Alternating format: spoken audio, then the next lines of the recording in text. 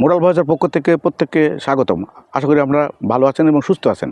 আসলে আমরা যে এখন যুদ্ধের অবস্থা এবং আমেরিকা ইরান যে সম্পর্ক এবং একটা পর্যায়ে তো আমেরিকা হামলা করবে ইরানে, এবং ইরানকে অলরেডি এখনও হুমকির ভিতরে আছে। কিন্তু এই বিষয়গুলো কেন হয়? দোষ কার? আমেরিকার দোষ না ইরানের দোষ? এই বিষয়ে আপনারা মন্তব্য দেবেন।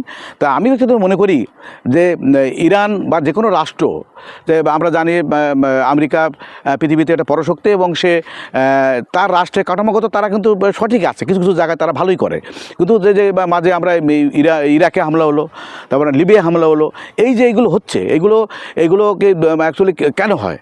আমি আমেরিকা যে এই কাজটা করতেছে আমি ভালো বলবো না, কিন্তু রাষ্ট্র কাঠামোগত ইরান এই যে যারা আন্দোলন করলো, দেশের মুদ্রাস্ফীতি মারাত্মকভাবে বেড়ে গিয়েছিলো।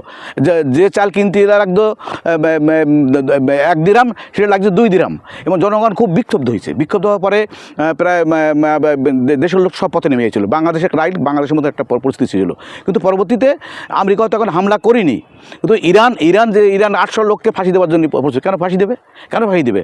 তো আপনি রাষ্ট্র পরিচিতি দিতে পারবেন না, আপনি জনগণের মৌলিক অধিকার করতে পারবেন না, কিন্তু আপনি হামলাটা হত্যা করতে পারেন। কাজে ধর্মভিত্তিক কিছু রাজ্যগুলো আমরা ধর্মভিত্তিকভাবে রাষ্ট্র পরিচালনা করতে গেলে অনেক সময় ব্যর্থতার পরিচয় দেয়, মানুষের মৌলিক অধিকার থেকে বঞ্চিত হয়। আসলে এটা আপনারা বিচার করবেন, অ্যাকচুয়ালি আমাদের রাষ্ট্র পরিচালনায় ধর্মভিত্তিক কাঠামো থাকা উচিত না পুরোপুরি গণতন্ত্র সিস্টেমে যাওয়া উচিত। আমরা ভালো থাকবেন। খোদা হাফেজ।